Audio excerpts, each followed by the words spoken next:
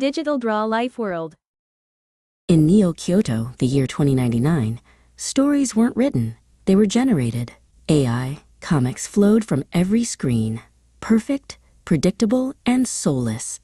But a boy named Leo loved the smell of old paper and the imperfect wobble of a hand-drawn line. He spent his days hunting for relics of the analog age.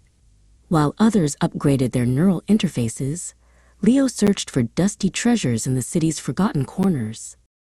One day he found it, a tiny shop tucked between two shimmering data towers run by a man with eyes as old as paper. A curious place for a boy of the future, Mr. Kenji said, his voice a soft rustle. Leo's eyes landed on a simple fountain pen, its nib gleaming like a tiny silver fang. It's an ancient tool, Mr. Kenji explained. They said it could draw life itself. Leo used all his credits to buy it. Back in his room, Leo uncapped the pen. The ink was a black, deeper than space. With a trembling hand, he drew a sparrow on a blank sheet of paper.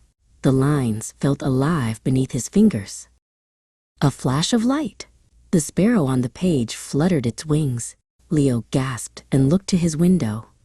The real sparrow that had been chirping on his windowsill was gone. He looked back at the paper. The inkbird sang a silent, perfect song. The next day, Leo saw a girl in the park. She sat alone on a bench, watching the world through a transparent data slate, but her eyes seemed a million miles away. He felt a pang of recognition. Her loneliness felt like his own. They didn't speak, but a silent understanding passed between them. Her name was Alara. He learned it from the ID tag that hovered over her head, a feature for a world that had forgotten how to ask. That night, Leo started a new comic.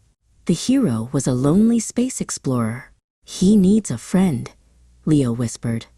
He thought of the girl in the park and began to draw, giving his hero a companion with kind, distant eyes. He drew her sharing a warm drink with the explorer under a sky of swirling nebulas. He drew them laughing. For the first time, his hero didn't look so alone. The next morning, news alerts flickered across the city. Another vanishing, the headlines blinked. Leo's heart went cold. He ran to the park. Alara's bench was empty. He raced back to his room, his hands shaking. He opened the comic book. There on the page, the ink girl turned to him. "It's beautiful here," Alara's voice whispered from the paper. "I'm not alone anymore." Guilt warred with a strange sense of wonder. The pen didn't steal people. It found the ones the world had overlooked. The lonely, the unseen. It gave them a new story. He started to see them everywhere. The old musician playing a synth oud to an empty plaza. The baker whose auto ovens had replaced his hands. The librarian in a library where no one read books. They were ghosts in the machine of the future, their stories fading.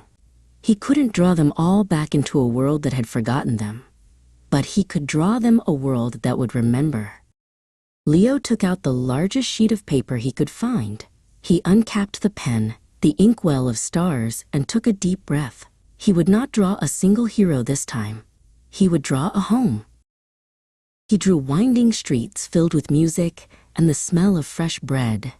He drew libraries where every book was read, and parks where no one sat alone. He drew Alara, showing the old musician a new chord.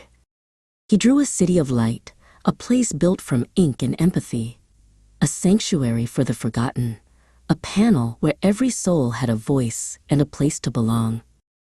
As he drew the final line, a sun rising over the ink-drawn city, the pen glowed with a soft, warm light, then faded to a simple inert tool. Its story was finished.